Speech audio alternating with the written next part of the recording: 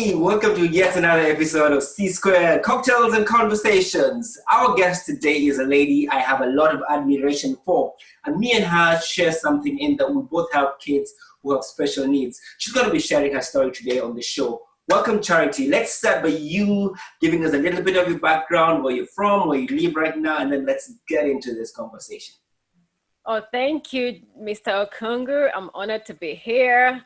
I'm a wife, a mother, and a business owner. I live in Pennsylvania, Mechanicsburg, USA, and I'm originally from Uganda, East Africa. All right, so at the top of the show, I mentioned the way I have such admiration for you because you're dealing with a very difficult situation. Your child has special needs. And I know a lot of reporting is being done about this, and a lot of visibility is now currently being given to children with special needs, but it's not something that, people with typical kids really know about. So I'm really interested in hearing, what your experience has been and how you managed to handle it, because you are a business owner. So I'm in awe of you, because I can imagine all the pressure you must have in your life. So let's just go to the very beginning. At what point did you know that your daughter was going to have some special needs with that condition? So it's called Miller Dieker Lissencephaly Syndrome, which has to do with the malformation of the brain. And it's also called, in layman's language, it's called the smooth brain. So if you can't find Miller Dieker Lissencephaly Syndrome, you can also look up smooth brain. Not a whole lot is written about this syndrome, but you can get a simple explanation of what it's all about online. So basically, some parts of the brain are not the way they're supposed to be. Something is missing. Is it chromosomes or something like that? Exactly. It's a genetic disorder. And so what happens when your brain is being formed, or when the fetus is growing in your uterus, in a woman's uterus? So there's a point at which there's what they call neuronal migration. So the neuronal migration, that change in the baby's brain brings about the grooves that you see when they take a picture of the brain, when you've seen those 3D, images.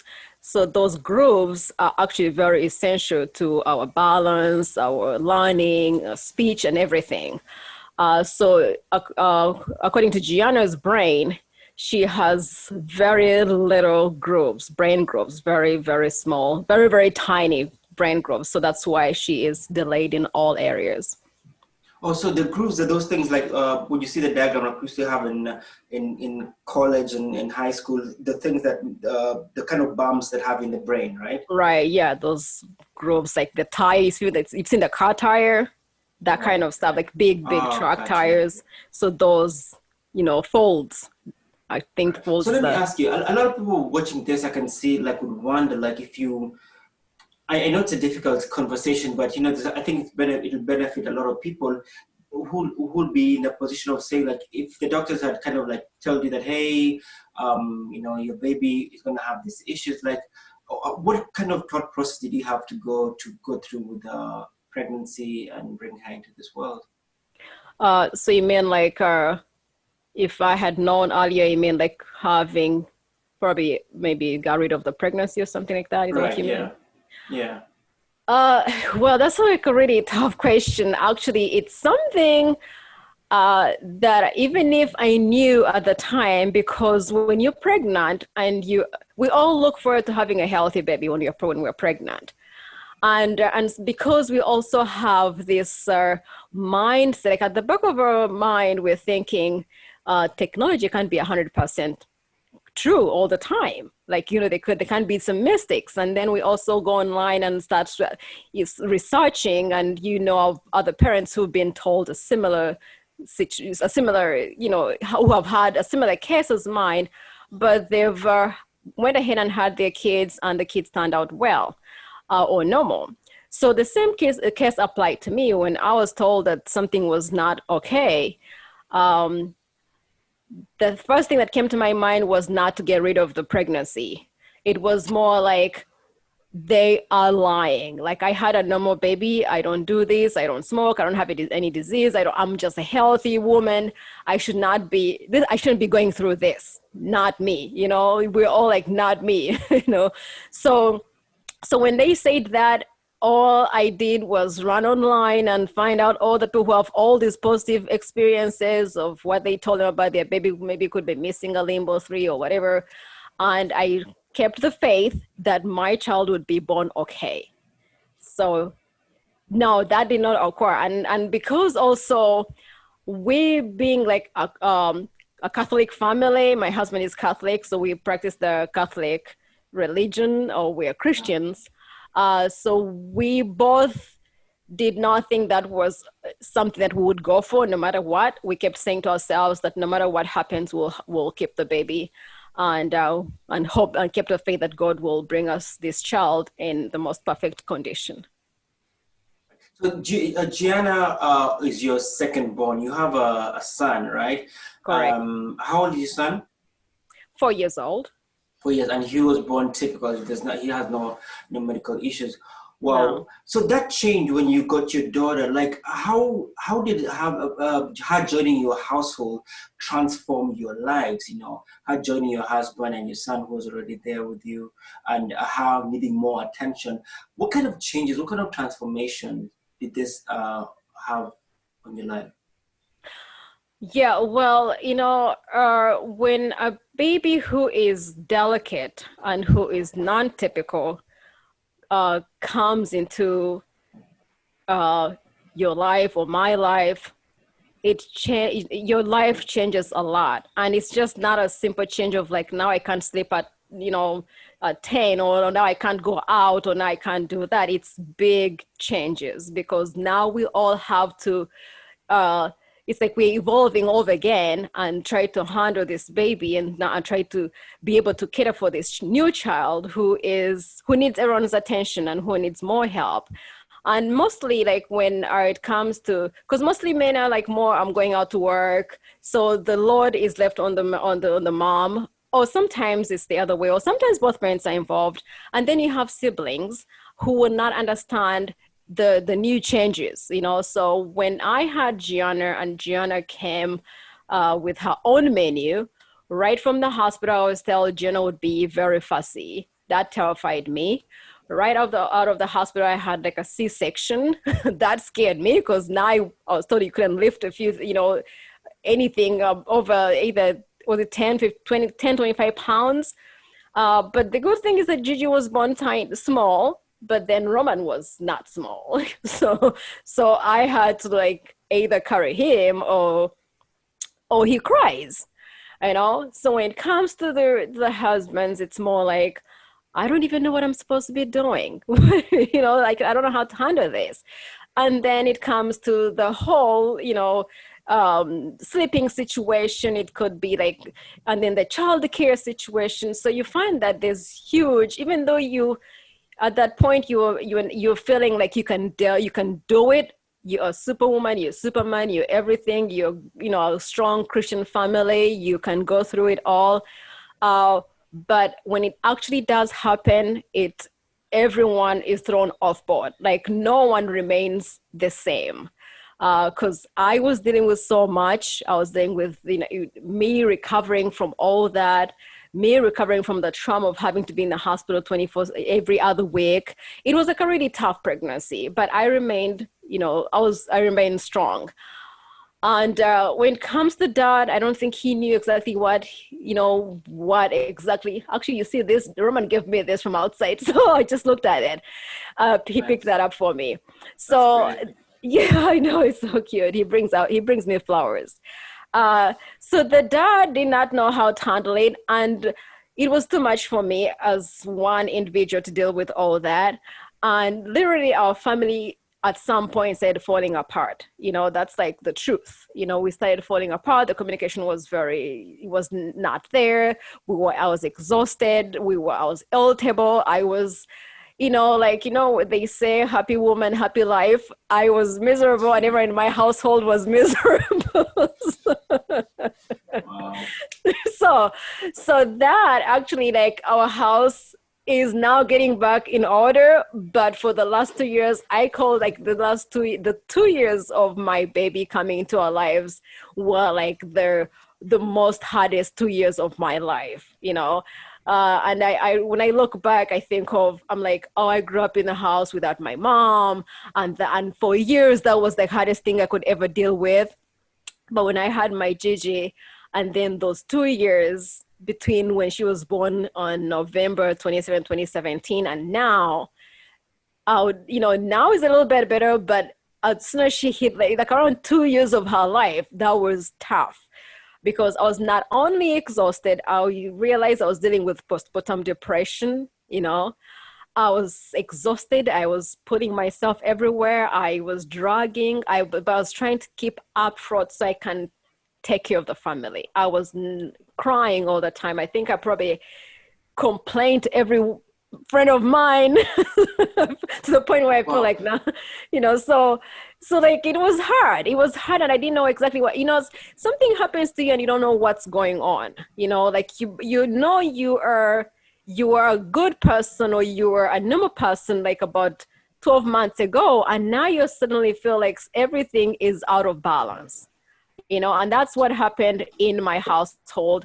And it became very tough for us to, like communicate with one another and learn the routines, learn the simple things. Let me ask you, like, I would imagine that like with her condition, she would probably still need a lot of care, like, maybe have a nursing assistant or a nurse coming to see her. So did you have to incorporate that in your lives as you're trying to, handle all the stuff, deal with your depression, manage the new challenges your household had? Did you have to make some special adjustments to your house to accommodate this? Well, I did. And eventually, because when Gigi was born, so every child in the state of Pennsylvania, when a child is born with a medical condition, which is permanent, they have early intervention. They have early intervention. Then they have some other programs like medical assistance that they give to each family. It doesn't matter how much you make, they'll give you that as a secondary insurance for your child. But in terms of physical therapy, occupational therapy, dietitians, we got all those as under early intervention. And so as Gigi came out of NICU, which is when she came home after that, she was there for almost a month. When she came home, now these other groups of people came in as well. So as soon as she hit home the next day, we had a physical therapist, we had an occupational therapist, we had every help that we can. But we did not have any any nurse coming into our house. We didn't have that. The reason being that at the time, we did try to apply for a nurse because she is epileptic, which is she gets seizures. So her condition would need a nurse who can help out, when I'm not able to help out, but I am her primary caretaker. So the reason we didn't have a nurse right away was because there's a shortage of home nurses. Like home nursing is really like, they don't have that many of nurses to like give to anyone who brings home a delicate child. So it took me some time to actually get nursing in my house. And when I did, the nurse that I first got at my house, she was pregnant, then she had to leave. And then eventually now is when I have a nurse who is, consistent. Like she comes in every day from Monday to Thursday, and that's why I'm actually alive again. So, yeah. Wow. So you had to take on the responsibility of bring her primary care. Yeah. So I can just imagine. My son has autism, and it's not not the extreme kind, but he still has a lot of issues, and just having him has created so much, a need for adjustment in our daily lives. We're coping okay now that we're getting the groove of it. He's 7. Actually, if you look above my shoulder, there's a picture of him that's oh, Jaden, yes. Yeah, but it's a difficult situation. So this is like totally why I'm just like so in awe of you. In the middle of going through all this, you have managed to establish a business. Like, where do you find the strength, first of all? Where do you find the drive to manage this? Like, where did that come from? Well, as you know, I was not born with what do they call that, a silver cup or whatever cup in my mouth, silver spoon in my mouth, Spoon. Yeah. silver spoon in my mouth. I was, I'm always one person who wants to do something. I just love to do something, and I've always went on own something. But when you're not born privileged, there are things that you cannot do. You're like, oh, I can't do this. You actually like figuring out what you can do, how you can do, but you feel like, oh, I need a mentor, I need somebody to help me here, I need that. But my passion to do what I am doing right now has come from my experiences. So I feel like I have gone through so much in my life that I can't sit here and tell you in one sitting.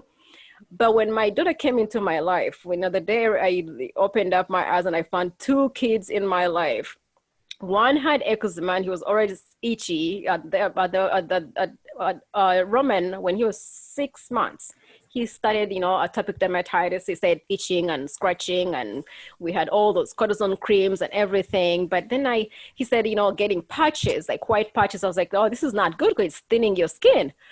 So we tried to find something that could help him. We tried every lotion, every cream over the counter and everything. Nothing really made a huge difference.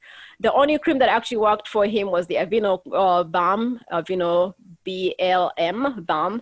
And that really helped. We still actually use that once in a while at night for him when he's going to sleep. But what happened within that period, I learned to do my own concoctions in my kitchen, little remedies for his skin, because I felt like there were probably harsh chemicals in the products that I was getting from the store that could be affecting him or drying him out. And probably was true, because I think when I was using children's shampoos and children's shower gels, he was drying out, really bad. When I started doing my soaps at home, and which he's still using up today, the dryness, decreased, it reduced so tremendously. And that gave me the passion. And besides that, my daughter, when she was going through having seizures, I was really emotionally, I was, affected. So I found that the time I would spend in the kitchen trying to make those soaps, those lotions, everything, excited me. It put me in a different mood, so that, and when I looked back and I said, you know what, I have gone through all of this, I'm still here and I'm handling it, and why not, so I feel like at the end of the day, we all don't have to be privileged to start something. I feel like we need a passion, we need a push, we need something that will help motivate us to get there. And my motivation has been my children through the struggles. They have actually made me re-energize the little person in me that wanted to do something bigger than myself. And here I am. Yeah, so that's how the CRG Organics came into existence. So CRG Organics, that's the name of your company, right? And That's just tell me right. what kind of products you deal in.